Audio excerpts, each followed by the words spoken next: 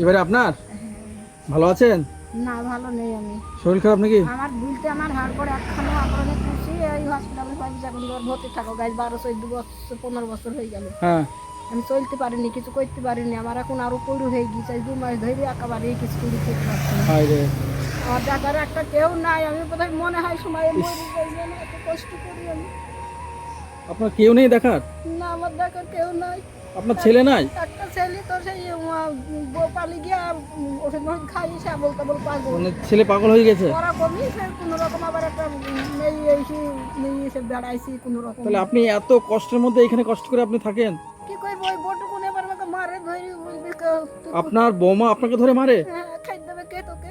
আরে তাই বলে যে আপনাকে দেখবি কে তোকে আমি দেখা দিনে এসে নাকি তাই বলবি? এই কথা বলে আপনার বৌমা? ওই কথা বলে ইস, মেয়েগুলো বলি তাই আমি এসে এই জায়গাটা কোন ছিল বাবা তাই আমি মানে ওখানে আপনাকে অত্যাচার করতে বলে আপনি এই রাস্তার ধারে এই জায়গাটায় আছেন? হ্যাঁ। মানে এই জায়গাটা আপনার নিজের না? নিজের ওই দেখো ছিল ওইটুকু দেখবি না এখানে আছে ওইখানে। ও, এই জায়গাটা নিজের ছিল এটা? হ্যাঁ, আছে এখনো? আছে। যে এখানে এখন বসবাস করছেন? হ্যাঁ, এখানে বসবাস করছি। মানে আপনার বৌমার অত্যাচারে আপনি এখানে চলে এসেছেন? আর আপনার ছেলেকে ওই ওষুধ ফষুধ খেয়ে পাগল করে রেখেছে? এর আগে যে বছর লিখেছিল আচ্ছা আচ্ছা। ওরকম মানে ওর মাথায় কোনো ঠিক পায় না, তাকে দিল্লি আবল তাবল। আর আপনার এই ঘর? এই ঘর ইস, এইখানে থাকি শোনা আমার কি চলার কায়দা নেই। আমি বলবো কি হ্যাঁ। কদিন ধরে তো বোধ হয় 2 মাস ধরে আমি হাত পায়ে ধরতে পারছি না কিছু। হায় রে। এই যে আমি পড়ে যাচ্ছি খাঁচা মাথা ভাঙা, এখন আমার কিছু আনতে পারছি না, নাগাইতে মানে পারছি না। আপনি সংসার এই কষ্ট করে আপনি চালাচ্ছেন? আমি এই করি, কি করবো? আমাকে ওই সরকার থেকে দুটো চাল দেয়, ময়দা দেয়, আচ্ছা আচ্ছা। ওই কটাতে বাবা আমি যা বাঁচি। মানে সরকার থেকে যে চাল ময়দা যেটা পান ওই থেকে আপনি ওই এই নিয়ে আমি সংসার চালান? এই নিয়ে আমি তাছাড়া আপনার কিছু নেই? না যেহেতু দেখো কিছু নেই। এই ছাগল, এই যে ছাগলটা আনতে পারি। আপনার ঘর দেখে তো আমি বুঝতে পারছি, ঘরটা দেখে একটু। এই যে ঘর, এই ছোট্ট একটা আপনার ফুটপাতের উপর ঘর তো এটা? আচ্ছা, রান্না কোথায় করেন? ও দেখো, ও দেখো। এখানে এই জায়গাতে রান্না করেন? হ্যাঁ, ও দেখো। আচ্ছা আচ্ছা, 15 ঘন্টা চালা দেওয়া আছে।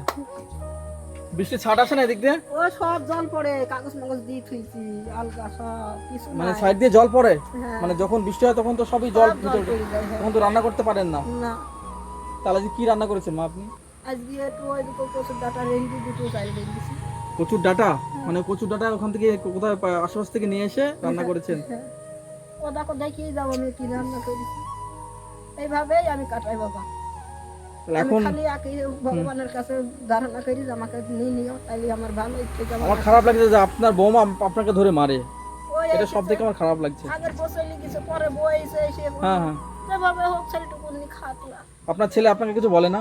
বৌমাকে কিছু বলে না? পালে যাবে, মানে আপনার ছেলে আপনাকে কিছু বলতে পারবে না? মানে বৌমা চলে যাবে ওর জন্য, ওর জন্য আপনাকে কিছু বলতে পারে না?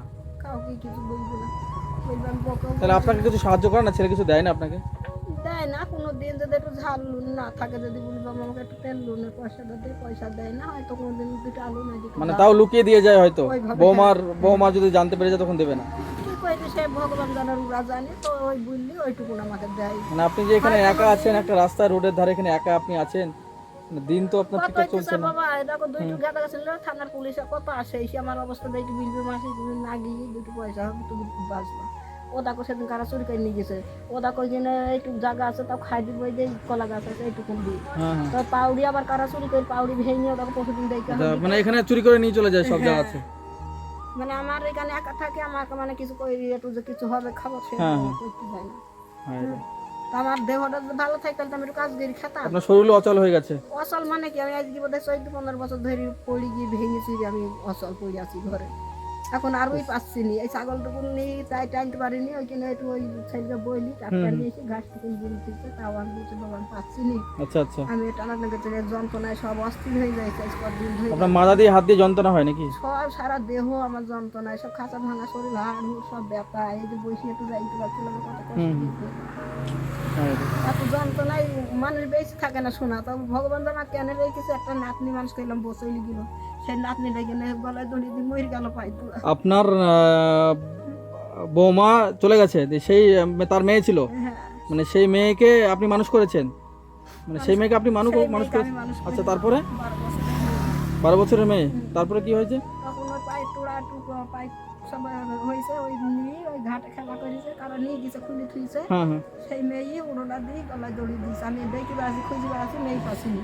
আচ্ছা আচ্ছা সেই মেয়ে মরে যাওয়ার পরে আমার ছেলে আর ওই ওনার মধ্যে পাগল হয়ে গেল, এখানে আচ্ছা। করে থাকবো আমি। হ্যাঁ হ্যাঁ দিয়ে তারপরে ছেলে ওদিকে চলে গেছে, আমি আর কি করবো, ওখানে গেলাম, ছেলে আবার লোকে দেখি শুনি বললো যে এরকম তো মাথা খারাপ এমনি ওইরকম হয়ে গেছে, হ্যাঁ। এত কষ্ট মেয়েটা মরে গেল, এখানে একলা থাকতে পারছি না। আচ্ছা দিয়ে গ্রামের লোকজন সবাই বললো যে ও এরকম হয়ে যাবে, তুমি যেভাবে বেঁচে থাকে ছেলেটা তুমি সেইভাবে মানে বাঁচো। আপনার জীবনটা সেই ই থেকেই কষ্ট, প্রথম থেকেই কষ্ট আপনার প্রথমে জীবন কষ্ট যাচ্ছে। মানে আমার স্বামী নেই, আমার স্বামী যখন বিয়ে হয়েছিল আমার বাবা একটু দু কাটা জমি দিল অসহায় দেখি হ্যাঁ।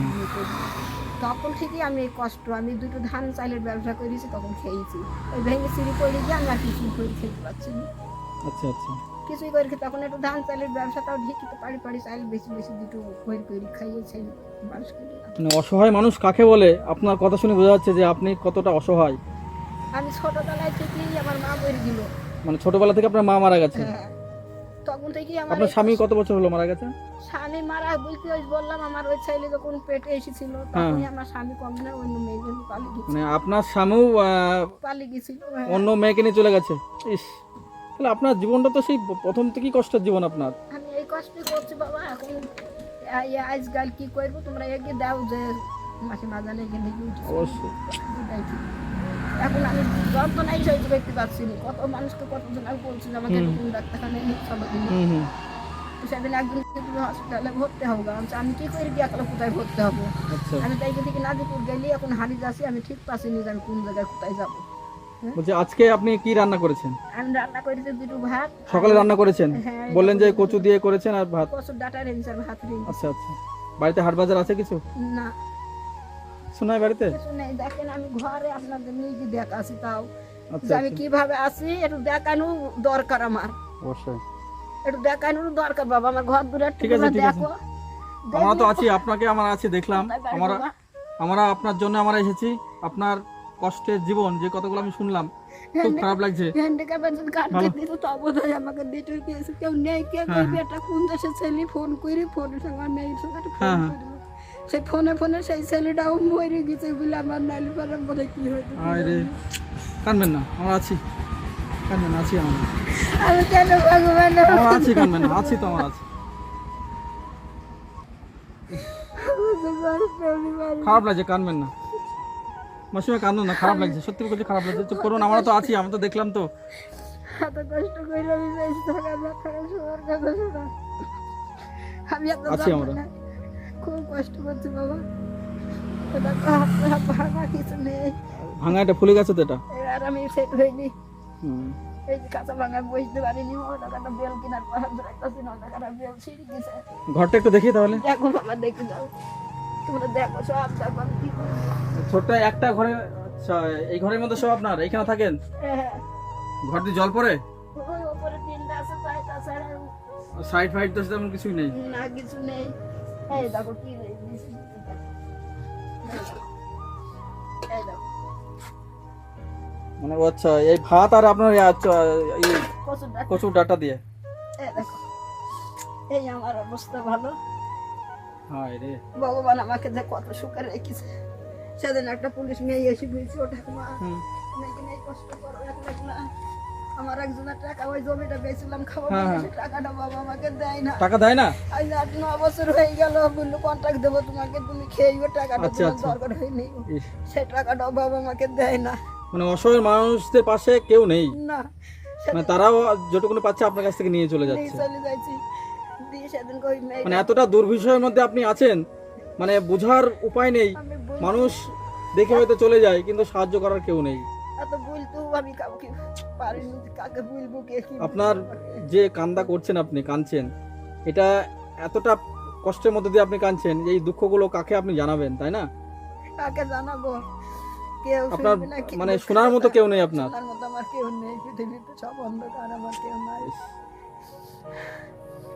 ওই যে বলছিনি আমার স্বামীরা চলে গেল, আমি ওইভাবে সেই দিকে কষ্ট পেয়ে গলা ভেঙে, যাই হোক করি কমি ওদের একটু বড় হয়েছে ছেলেটা আমার ওই বিয়ে করি মানে আমার সব আরো সময় হয়ে গেছে। নষ্ট হয়ে গেছে আবার আপনাকে আপনার বোমা অত্যাচার করে ধরে মারে, ওই সেই ভয়ে আপনি এখানে চলে এসেছেন, পালিয়ে এসে বসে আছি। পালিয়ে এসেছেন এখানে।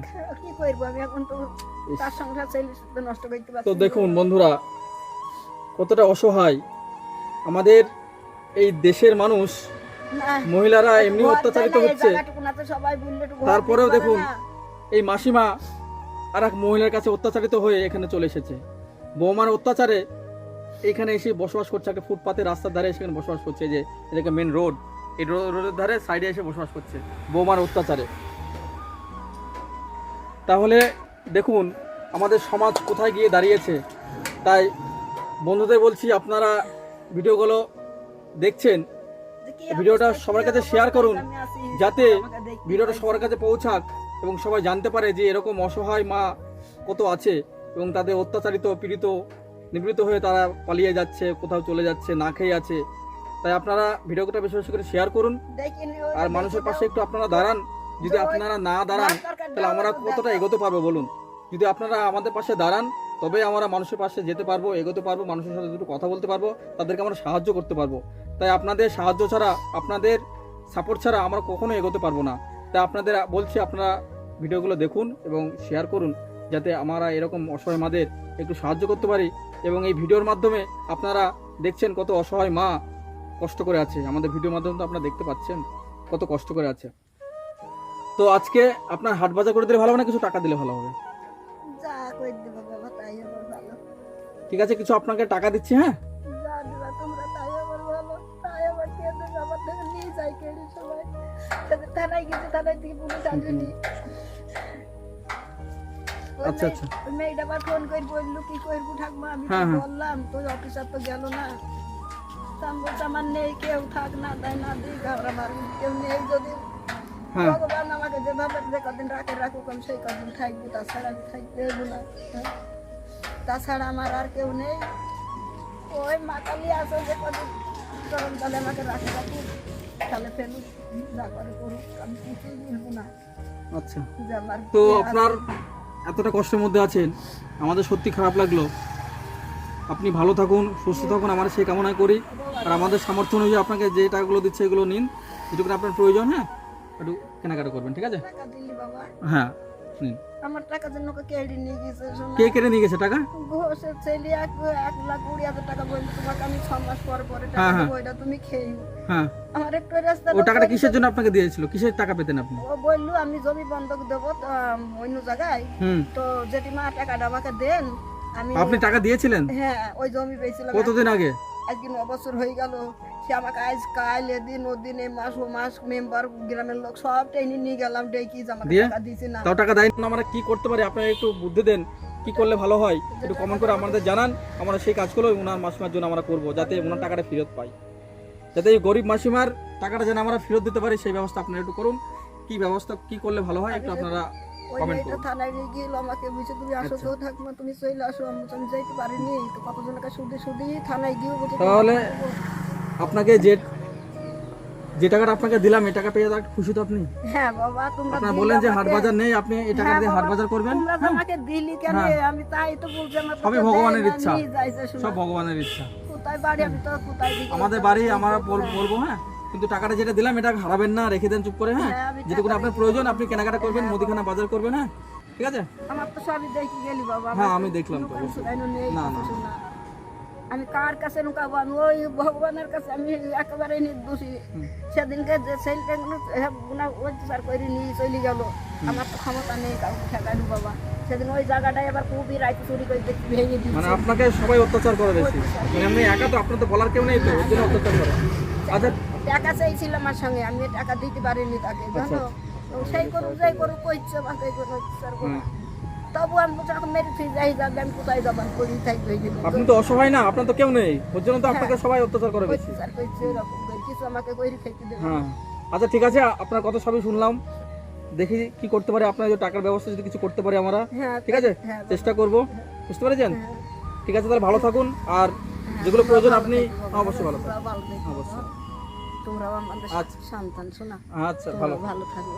আপনারা আশীর্বাদ করুন, হ্যাঁ, আপনারা আশীর্বাদ করুন যাতে আমরা আপনাদের মতো মানুষদের একটু সাহায্য করতে পারি, ঠিক আছে? শুধু আশীর্বাদ করুন, আর কিছু চাইনি। হ্যাঁ বাবা, ঠিক আছে? তুমি ভালো হ্যাঁ। থাকবা, আচ্ছা, তোমরা যেন ভালো থাকো অবশ্যই বাবা। অবশ্যই, ঠিক আছে, আসছি তাহলে। হ্যাঁ, দেয় না, আমার সঙ্গে সবাইকে নিয়ে যায় বাবা, তোমরা আমাকে দিতে চাইছো না না ঠিক আছে, আপনি নেন টাকাটা, যেটুকু প্রয়োজন আপনি করবেন, নেবেন। হ্যাঁ তাহলে ওই টাকার ব্যবস্থা করো। হ্যাঁ, চেষ্টা করবো আমরা, দেখি কি করা সাবধানে যায়। থাকবে না।